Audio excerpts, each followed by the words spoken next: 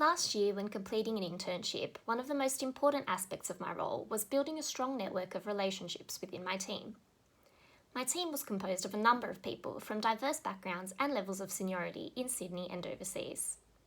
In order to maintain strong relationships within my team, I had to adapt my communication style depending on who I was interacting with and for what purpose. For example, when shadowing a partner meeting, I made sure to be attentive and take notes of words or concepts I didn't understand and questions I wanted to ask. Then, when catching up with the partner, I could get straight to the point and not waste their valuable time. The senior on my team took the lead in training me, and he had just moved from overseas. I took the time to get to know him well, ask about his culture, and invite him for regular coffee catch-ups outside of training to ensure that he felt comfortable enough with me to pass on his knowledge and steer me in the right direction when I was working with him. My role also involved communicating with the team in the Philippines via Skype. I always made sure to inquire about their day and well-being. I thought it could have been easy for people to forget about them, so I made an effort to be as kind to them as I would be to any colleague in Sydney. While it's important to treat all co-workers with respect, adapting my style to interact with different team members helped me to create a strong network in my previous role. I know this was successful because upon leaving, I received very positive comments about my ability to build a rapport and fit in within a team. So while I was at university, I spent a long time working as an athletics coach in high schools. But at one particular school, there were often times when I had to cover for another coach and teach their specialty to the kids. I really found this hard. As a coach, you put a lot of time and effort into learning all the nuances of your own events, so taking on something completely different, like high jump instead of discus, was a real struggle for me. I tried to create new training plans, study up on what I needed to know, and get through the changing circumstances as quickly and painlessly as possible. I did everything on my own because I would have felt embarrassed to ask for help, and I felt like it was my responsibility to get the job done.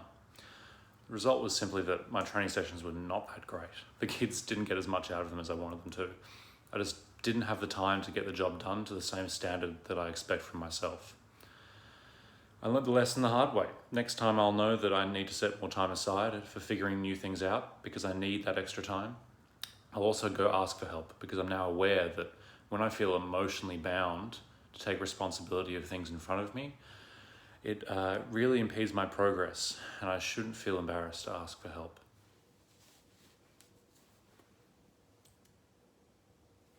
Previously, I've been working in a startup, and in a startup it is very common to have competing priorities just because of the nature of the business. But it's very important still to not let that affect the quality of your work.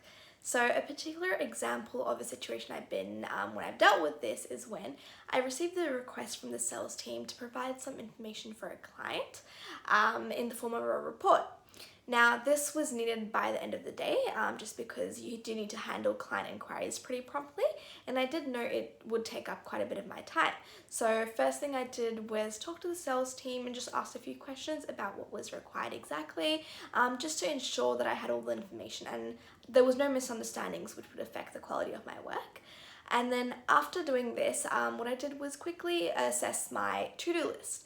Now, I think it's really important to have a to-do list because this helps you visualize what tasks you have left for the day rather than keeping it up in your head. And I feel this is really beneficial in helping you prioritize what needs to be done and what doesn't need to be done as urgently. And then by doing this, I knew I could push what I had for the rest of the day till tomorrow and just quickly finish up what I was working on. The thing I did was quickly inform my colleague who I work very closely with, just so she was updated on what was happening. And if we did receive any inquiries into our team later on in the afternoon, she was able to deal with them just because she knew what I was working on. And then lastly, I did put on my earphones just to block out any distractions, especially if you're in the office.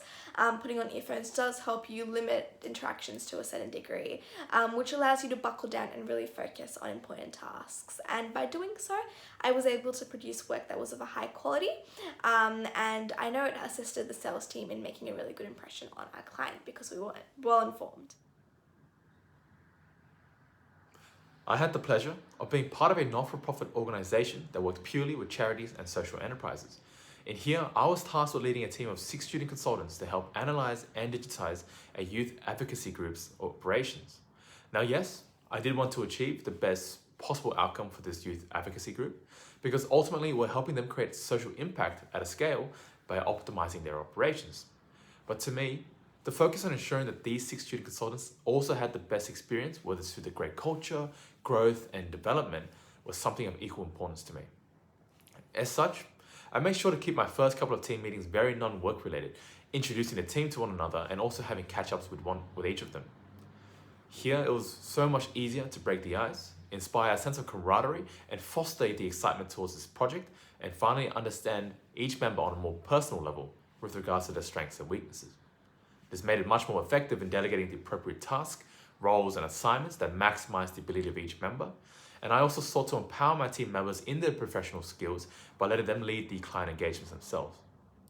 It was also important to have check-ins, not only related to the quality of their work, but also to prioritize their own health as well, and to make sure they're receiving enough support as required. Now, ultimately, we were able to deliver above the required standard, with the client even offering 2 of my team members full-time work afterwards as well. My team members noted that their development goals were achieved and also received an NPS score of 9.6 with regards to their experience with this program as a whole. Hi, I'm Annalise Lisboa and I'm a general insurance graduate at Allianz. So when working to advise on a small new business, I was required to assist in establishing an operations and marketing plan.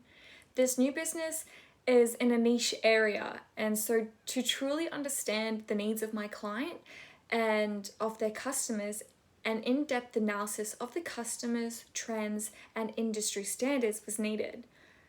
It was also important for me to make sure that I kept true to the authenticity of the brand and their unique relationship with their customers. And so I incorporated that into the strategy. Understanding the customers, clients, and industry needs in depth was important in establishing an effective short-term strategy. And ultimately, the client was incredibly happy with the strategy and the fact that I took the time to research their needs and the customer's needs. That same plan has been built upon and developed as the business has grown in the future. Thank you.